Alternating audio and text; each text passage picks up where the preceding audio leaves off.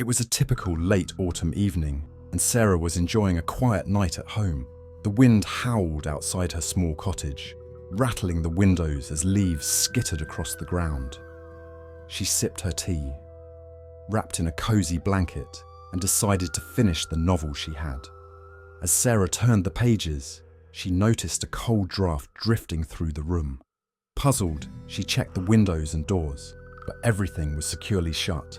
Shrugging it off, she returned to her book.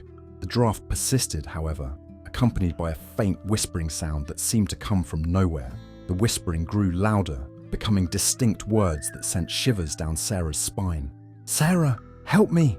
Her heart pounded as she scanned the room, finding nothing out of the ordinary. She tried to convince herself it was her imagination, but the voice was too real to ignore.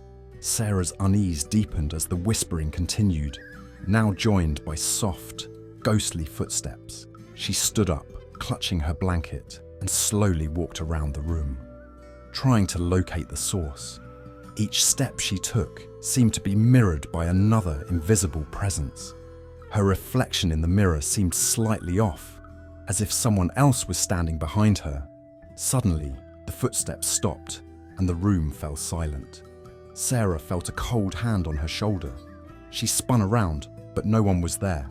Trembling, she backed away and grabbed her phone to call a friend. As she dialed, the lights flickered, and the air grew thick with an oppressive energy. Desperate to escape, Sarah decided to leave the house. As she reached for the door, it slammed shut with a force that knocked her backward. The whispering returned, louder and more frantic, filling her head with jumbled pleas and cries. "Sarah, you can't leave. Help me." Panicking, Sarah ran to the attic, where she had always felt an eerie presence. She rummaged through old boxes, hoping to find something that would explain the haunting. In a dusty, forgotten corner, she found an old journal belonging to the previous owner, a woman named Margaret. The journal detailed Margaret's tragic life and mysterious disappearance. The final entry was particularly chilling. "I can feel him watching me, always there, just out of sight. He wants me to stay forever." Sarah realized the voice she had been hearing wasn't Margaret's, but that of the malevolent spirit that had tormented her. Determined to end the haunting, Sarah decided to confront the spirit. She called out, demanding it reveal itself. The room grew colder, and a shadowy figure materialized before her.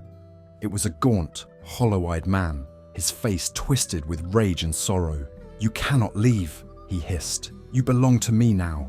Gathering her courage, Sarah shouted, "No, I will not be your prisoner." She grabbed a rusty old cross from a nearby box and held it up. The spirit recoiled, screeching in agony, before dissipating into the shadows. The oppressive energy lifted, and the house fell silent once more. Exhausted but relieved, Sarah vowed to never return to the cottage again, leaving behind the horrors that lurked within its walls. Sarah moved out the next day, never looking back.